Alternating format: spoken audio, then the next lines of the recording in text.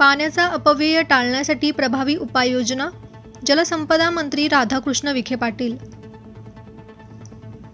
राज्याचे जलसंपदा मंत्री राधाकृष्ण विखे पाटील यांनी नाशिकमध्ये आयोजित बैठकीत धरणातील पाणी उन्हाळ्यापर्यंत शेतीसाठी पुरवण्याच्या दृष्टीने आणि वाढत्या लोकसंख्येच्या पार्श्वभूमीवर काटकसरीने पाणी वापरण्याच्या सूचना दिल्या आहेत।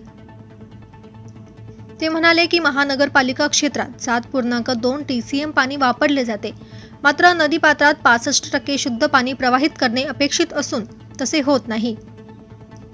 त्यामुळे नदीपात्रात सोडल्या जाणाऱ्या पाण्याची मीटरिंग करणे आवश्यक आहे। तसेच 20% प्रक्रिया न केलेले दूषित पाणी नदीत मिसळल्याने पाणवेलींचा त्रास वाढत आहे। यावरही तातडीने उपाययोजना करावी। आगामी कुंभमेळ्याच्या पार्श्वभूमीवर पाण्याचा काटकसरीने वापर होणे आवश्यक आहे।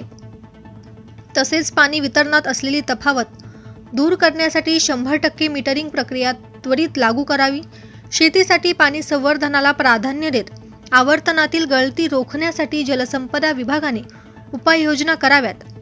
दारणा धरणातून थेट पाईपलाईनद्वारे पाणी पुरवठ्याच्या आराखड्यासाठी महानगरपालिका आणि जलसंपदा विभागाने समन्वय साधावा, अशाही सूचना विखे पाटील यांनी दिल्या। नाशिक लक्ष न्यूज ब्युरो रिपोर्ट, नाशिक।